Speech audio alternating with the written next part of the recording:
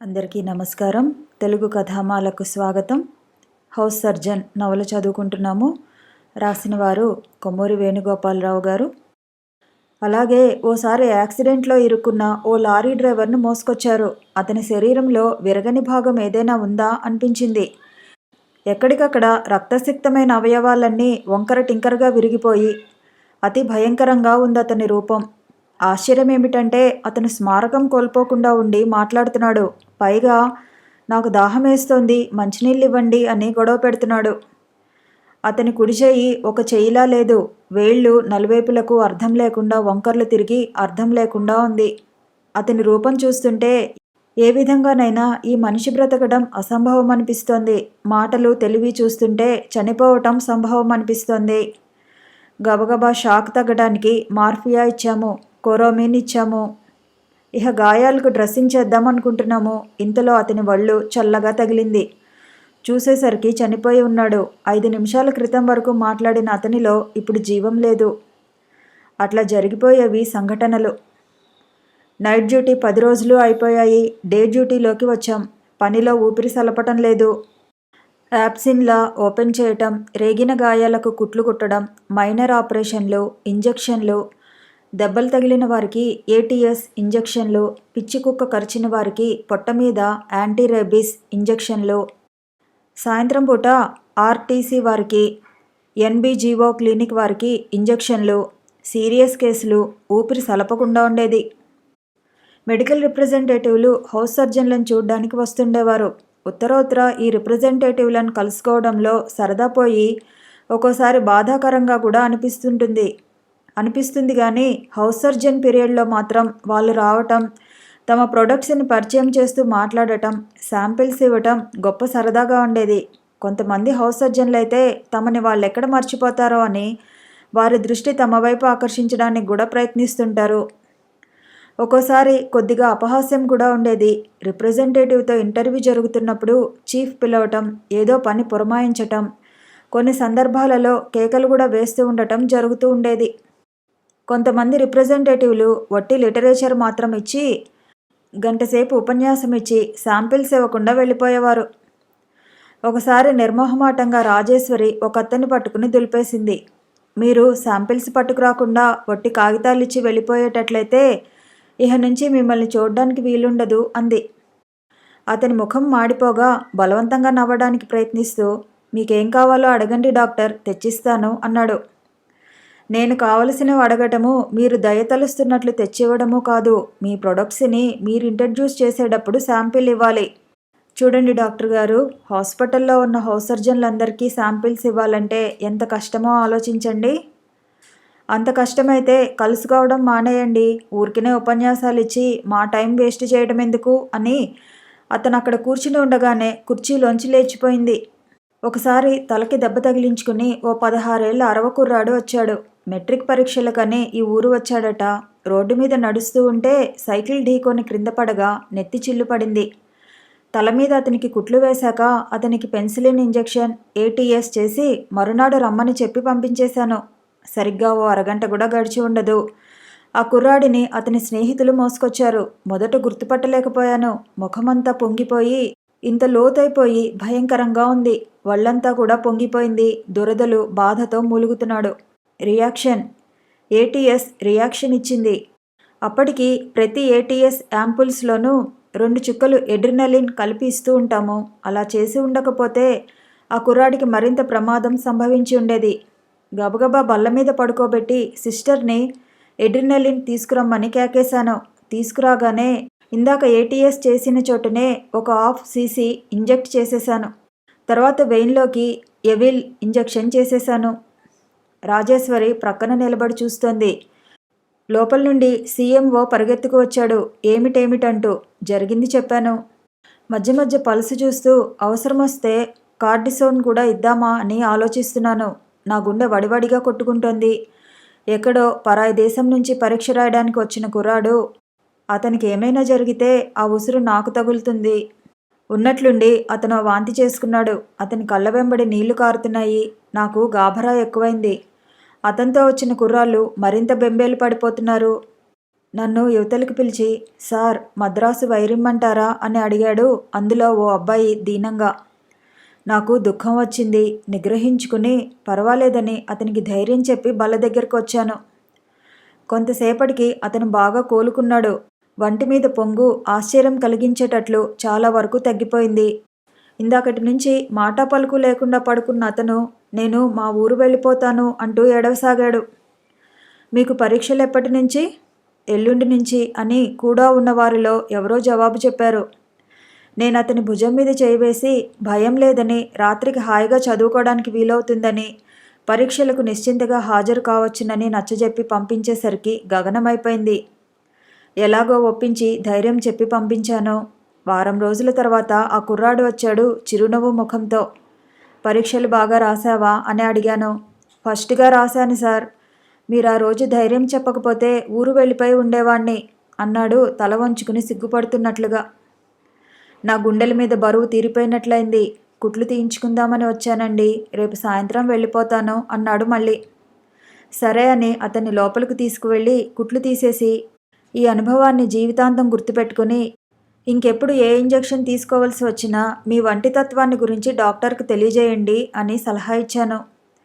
ఎంత జబ్బు చేసినా మాత్రలే మింగుతాను కానీ ఇంజెక్షన్ తీసుకోను సార్ అంటూ నమస్కారం చేసి వెళ్ళిపోయాడు. అలాంటిదే మరో సంఘటన జరిగింది కొద్ది రోజుల్లోనే. అయితే ఈసారి అదృష్టం దక్కలేదు. ఓ మధ్యాహ్నం చిన్నపిల్లాన్ని ఎత్తుకుని ఎవరో తల్లిదండ్రులు వచ్చారు.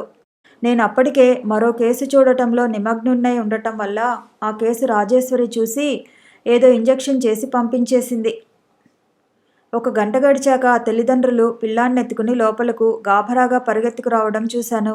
రాజేశ్వరి గబగబా వారి దగ్గరకు వెళ్ళి పిల్లాన్ని పరీక్ష చేసి నా దగ్గరకు వచ్చి, ఇలా రండి డాక్టర్ అని స్క్రీన్ వెనక్కి నడిచింది. ఆమె గొంతులో మార్పు కనిపెట్టి చప్పున లేచి లోపలికి వెళ్ళాను. లోపల రాజేశ్వరి వణికిపోతూ నిల్చుంది. నా 2 చేతులు గబుక్కును పట్టుకుని, నన్ను ఎలాగో ఒడ్డున పడవేయండి డాక్టర్, ప్రమాదంలో చిక్కుకుపోయాను అంది దీనంగా. రాజేశ్వరిని అంత దైన్యావస్థలో ఎప్పుడూ చూడలేదు. హృదయం ద్రవించగా, ఏమైంది డాక్టర్ అని అడిగాను ఆదరంగా. ఇందాక ఆ పిల్లాన్ని జ్వరమని తీసుకువస్తే పెన్సిలిన్ ఇంజెక్షన్ చేసి పంపేశాను డాక్టర్. వాళ్ళిప్పుడు గాభరా పడుతూ హఠాత్తుగా ఒళ్ళు చల్లబడిపోయిందని తీసుకువచ్చారు. తీరా చూస్తే పిల్లాడు చచ్చిపోయి ఉన్నాడు దుఃఖాన్ని ఆపుకుంటూ అంది. అయ్యో అన్నాను అప్రయత్నంగా. ఇప్పుడు ఎలా డాక్టర్? నా వల్లే జరిగిందని తెలిస్తే వాళ్ళు నన్ను తిట్టిపోస్తారు. కొన్ని 100 మందికి పెన్సిలిన్ చేశాను, రియాక్షన్ రాలేదు. ఇవాళ నా కర్మ కాలింది అని నా చేయి వదిలి నుదుటి మీద చేయి వేసి కొట్టుకుని, ఈ పాపం నా చేతుల మీదుగా జరిగింది, వాళ్ళు నన్ను విడిచిపెట్టరు అని కళ్ళు తుడుచుకుంది. ఆ స్థితిలో ఆమెను చూస్తే నాకు జాలి వేసింది. పిల్లాడు పోయాడని వాళ్ళకు తెలుసా అని అడిగాను. ఊహు అని తల ఆడించింది. బ్రతికే ఉన్నాడని వాళ్ళు అనుకుంటున్నారు. ఆ సమయంలో ఆమెను చెడు మాట పడకుండా తప్పించడానికి ఒకటే ఉపాయం తోచింది. అది పాపమో పుణ్యమో మరింకా దాన్నేమని పిలుస్తారో నాకు తెలియదు. యువతలికి వచ్చి వాళ్ళ దగ్గరకు వెళ్ళాను. స్టెటస్కోప్తో కాసేపు పిల్లాన్ని పరీక్ష చేశాను. గంభీరంగా ఆలోచిస్తూ నిలబడ్డాను. ఎలా ఉంది బాబుగారు అని అడిగింది తల్లి కళ్ళనీళ్లు కారుస్తూ. చాలా సీరియస్గా ఉందమ్మా. మా ప్రయత్నం మేము చేస్తాము, తర్వాత మీ అదృష్టం. నాలో లేని కఠినత్వాన్ని తెచ్చుకొని ఈ మాటలని లోపల నుండి ఇంజెక్షన్లు తెచ్చి 2-3 చేశాను. ఇందాక బాగానే ఉన్నాడు బాబుగారు అంటున్నాడు తండ్రి. విధి వక్రిస్తే ఎంతలో ముంచుకు రావాలి చెప్పండి అని ఓ 10 నిమిషాలు గడిచాక మరోసారి చేయి చూసి పెదవి విరిచి, ఊహు లాభం లేదు, తీసుకువెళ్ళిపోండి అని చెప్పాను. ఇద్దరూ ఒక్కసారి గొల్లుమన్నారు. ఓరి నాయనోయ్, ఓరి తండ్రోయ్, నీకెంతలో కాలం చెల్లిపోయిందిరా నాన్న అంటూ గుండెలు పగిలేలా ఏడుస్తూ బయటకు తీసుకువెళ్ళిపోయారు ఎత్తుకొని. లోపలికి వెళ్ళేసరికి రాజేశ్వరి 2 చేతుల్లో తలదాచుకుని వెక్కి వెక్కి ఏడుస్తోంది. డాక్టర్ అని పిలిచాను. ఆమె చేతులు ముఖం మీద నుంచి తొలగించి నా వంక చూసి, అట్టే జ్వరం కూడా లేదు, నేను ఇంజెక్షన్ చేయకుండా ఉంటే 100 ఏళ్ళు జీవించేవాడు కదా అని తలుచుకొని కుమిలిపోతూ ఏడుస్తోంది. కాసేపు మౌనంగా నిలబడ్డాను, ఏం చేయాలో తోచక. ఆమెలోని మానవత్వం హిమాలయమంత వెలిగించింది నాకు. కొంతసేపు నాకు తేరుకొని ఆమెను ఓదార్చాను. చూడండి, ఆ కుర్రాన్ని మరణం నుండి తప్పించడం మీ చేతిలో లేదు. మీరు అతనికి ఇంజెక్షన్ చేయాల్సి రావటం దైవికం. మీరు కాక నేను చేసినా అదే జరిగి ఉండేది. రోజుకు కొన్ని 100 చేస్తున్నాం. అందరికీ అలా జరిగిందా? ఏమైనా ఆమె మనసు కుదుటపడలేదు. నేను ఈవేళ పని చేయలేనండి, వెళ్ళిపోతాను అని లోపలికి వెళ్ళి సీఎంఓను కలుసుకొని పర్మిషన్ తీసుకుని ఇంటికి వెళ్ళిపోయింది. ఆ తర్వాత చాలా రోజుల వరకు ఆమె ముఖం మీద చిరునవ్వు చూడలేదు. సీఎంఓ ఎప్పుడైనా పని మీద బయటకు వెళ్ళినప్పుడు అక్కడ ఉండే హౌస్ సర్జన్లలోనే ఒకరిని యాక్టింగ్ సీఎంఓగా నియామకం చేసి వెళ్ళటం ఓ ఆచారంగా ఉండేది. ఆ విధంగా నేను 5-6 సార్లు క్యాజువాలిటీ మెడికల్ ఆఫీసర్గా పనిచేయటం జరిగింది. కొన్నిసార్లు రాజేశ్వరిని కూడా చేయమన్నారు కానీ ఆమె ఒప్పుకోలేదు. యాక్టింగ్ సీఎంఓగా ఉన్నప్పుడు పోలీసులు త్రాగిన వాళ్ళను పట్టుకొచ్చి మెడికల్ రిపోర్ట్ రాసి ఇమ్మనటం, నేను పరీక్ష చేసి రాయటం, దొమ్మి కేసుల్లో అందులో దెబ్బలు తిన్న వారి గాయాల గురించి రిపోర్టు రాసివ్వటం, వీటి గురించి కోర్టుకు వెళ్ళవలసి రావటం, కోర్టులో యక్ష ప్రశ్నలు, చిక్కు ప్రశ్నలు, వాటికి సమాధానాలు ఇవన్నీ అనుభవించడం జరిగాయి. క్యాజువాలిటీకి సీరియస్ కేసులతో పాటు తలనొప్పి అని, పంటి నొప్పి అని కొంతమంది వచ్చి వేధిస్తూ ఉండేవాళ్ళు. ఈ శాఖ పని చేసేది ప్రమాదభరితమైన కేసుల కోసమే. చిన్న చిన్న బాధలకు సంబంధించినవన్నీ ఉదయం వరకు ఆగి ఆయా శాఖలకు సంబంధించిన ఓపీలకు వెళ్ళి చూపించుకోవాలి. కానీ కొంతమంది ఉదయం ఓపీలో క్యూలో నిలబడితే చాలా ఆలస్యం అవుతుందని విరచి గడుసుగా 11 గంటలు దాటాక క్యాజువాలిటీకి వస్తుండేవారు. అలాంటి వారికి ఎంతవరకు నిజంగా బాధ ఉందో పసిగట్టి మరునాడు రమ్మని సమాధానం చెప్పి పంపించేసేవాళ్ళం. ఒకసారి రాజేశ్వరి నేను ఈ విషయాన్ని గురించే చర్చించుకుంటూ కూర్చున్నాం. క్రితం రోజు మధ్యాహ్నం ఓ పేషెంట్ వచ్చి వారం రోజుల నుండి తలనొప్పిగా ఉందని మందివ్వమని అడిగాడు. వారం రోజులు బట్టి ఏం చేస్తున్నావయ్యా అంటే, తీరిక లేదు, ఇప్పుడు ఈ దారిన పోతుంటే గుర్తొచ్చింది అన్నాడు.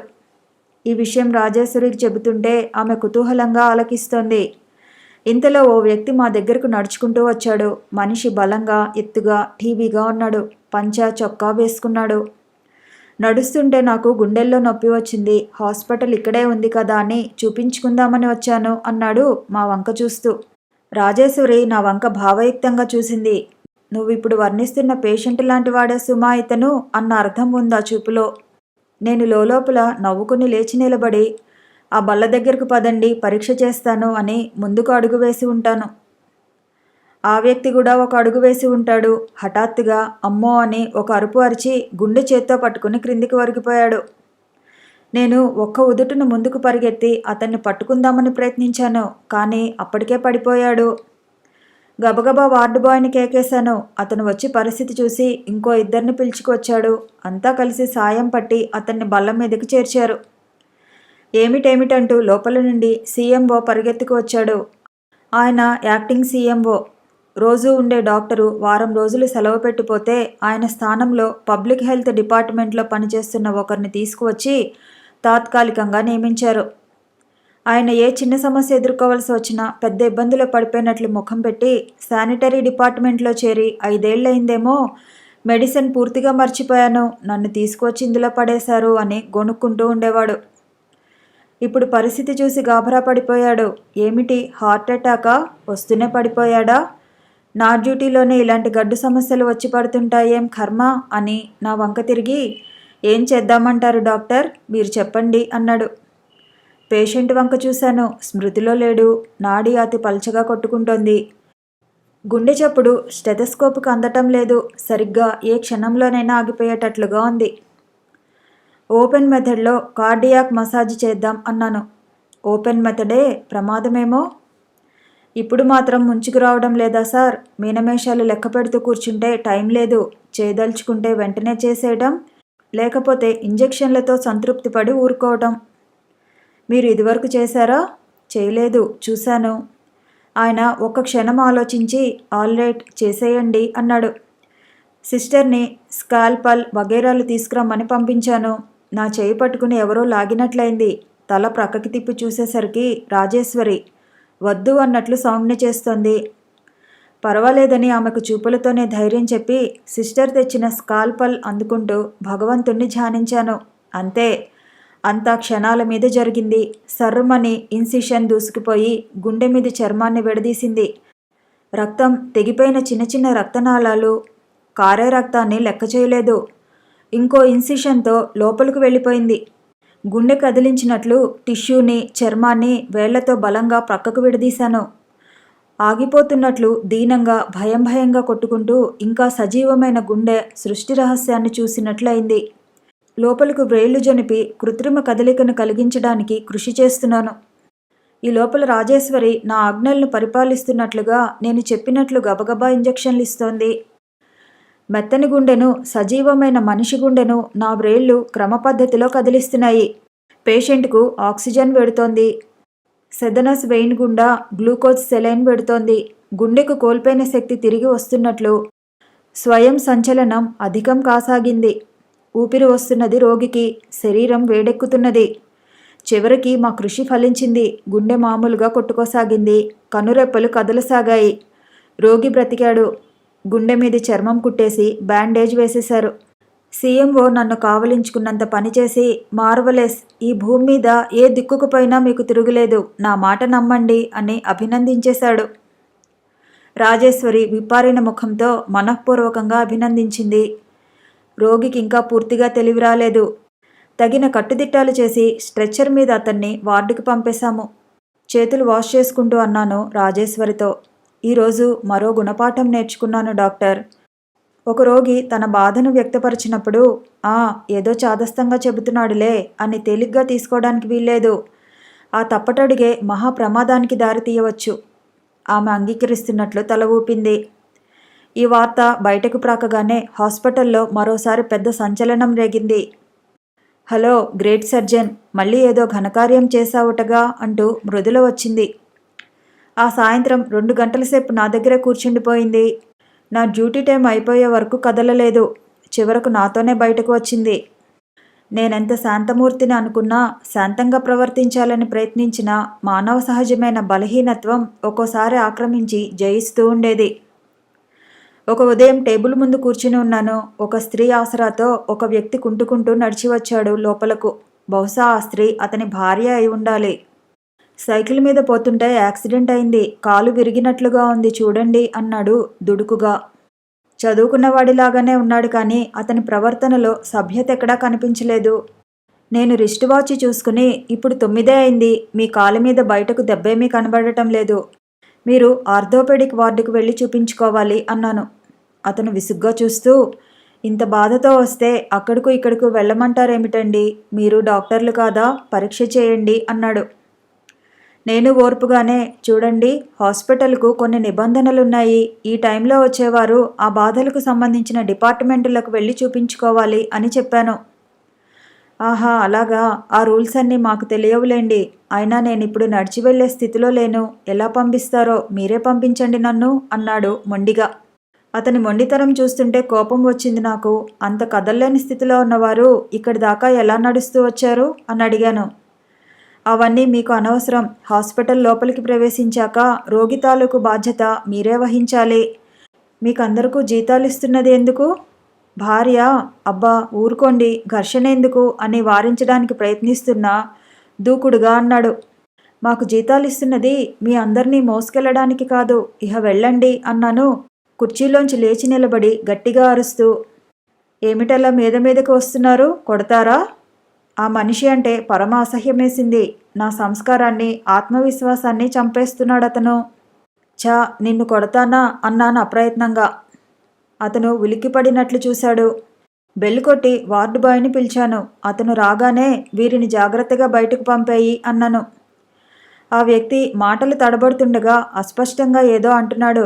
వార్డు బాయ్ పరిస్థితి అర్థం చేసుకుని, పదండి మాస్టారు, ఇక్కడ గొడవ చేయకూడదు అని భుజం మీద చేయి వేసి మృదువుగానే బయటకు తీసుకువెళ్ళాడు. ఆ సంఘటన తలుచుకుంటే కాసేపున్నాక విచారము వేసింది, నవ్వు వచ్చింది. క్యాజువాలిటీ పోస్టింగ్ వస్తోంది. ఇంకా 1-2 రోజుల్లో ఒకనాటి ఉదయం నళిని వచ్చింది. కనిపించడం లేదేం డాక్టర్ అంటూ. ఆ మాట నిజమే. అప్పటికామెను కలుసుకొని 15 రోజులకు పైగా అయింది. ఇవాళ నా డ్యూటీ 2 గంటలకు అయిపోతుంది. సాయంత్రం వస్తాను సిస్టర్ అన్నాను నవ్వి. నన్ను సిస్టర్ అని పిలవద్దన్నాను. నాకు ఇష్టం లేదని ఎన్నిసార్లు చెప్పాను? నేను మెదలకుండా ఊరుకోవటం చూసి, సరే, దాన్ని గురించి గంటలు ఆలోచించి వర్రీ అవ్వకండి. సాయంత్రం తప్పకుండా వస్తారుగా, ఒట్టు సుమా అంది. వస్తానంటే మాట తప్పను అన్నాను. అన్న ప్రకారమే ఆ సాయంత్రం 6 గంటలకు నళిని పనిచేస్తున్న సెంట్రల్ స్టెరిలైజేషన్ డిపార్ట్మెంట్కు వెళ్ళాను. హాస్పిటల్కు కావలసిన సకల సామాగ్రి, ఇంజెక్షన్ సిరింజులు, బ్యాండేజ్ క్లాతులు అన్నీ ఇక్కడ స్టెరిలైజ్ చేసి ఆయా డిపార్ట్మెంట్లకు పంపిస్తారు. నళిని నన్ను చూసి కుర్చీలోంచి నవ్వుతూ లేచి నిలబడి, రండి డాక్టర్ అంటూ ఆహ్వానించి నన్ను కూర్చోబెట్టింది. బల్ల మీద బ్యాండేజీ క్లాతులు గుట్టలు గుట్టలుగా పడి ఉన్నాయి.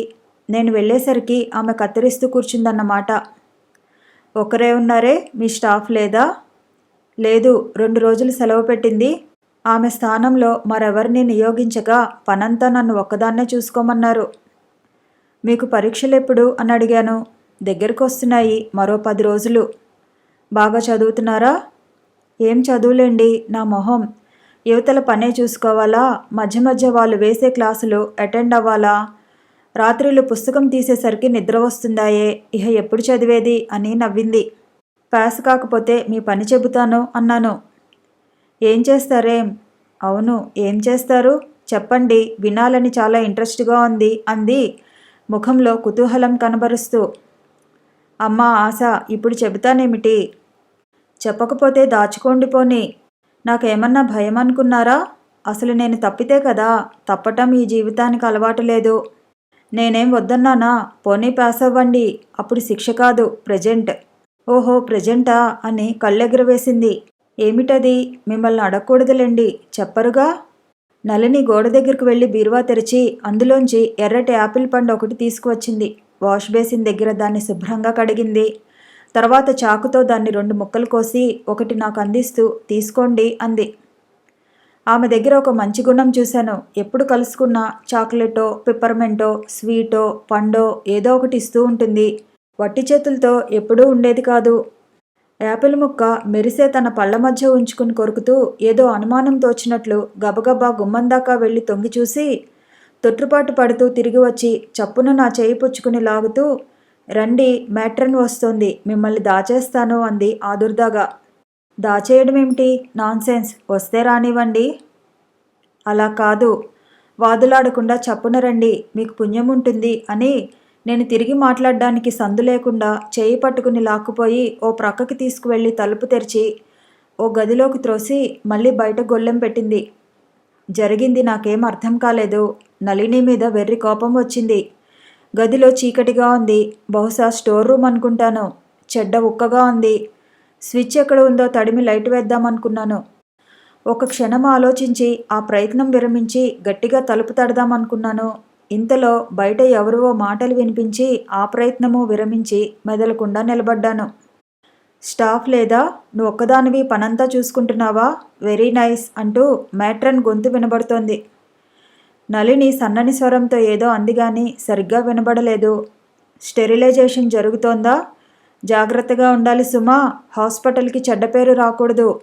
స్టోర్ రూమ్ లాక్ చేయకుండా వదిలేసావే, అప్రమత్తతతో ఉండాలి.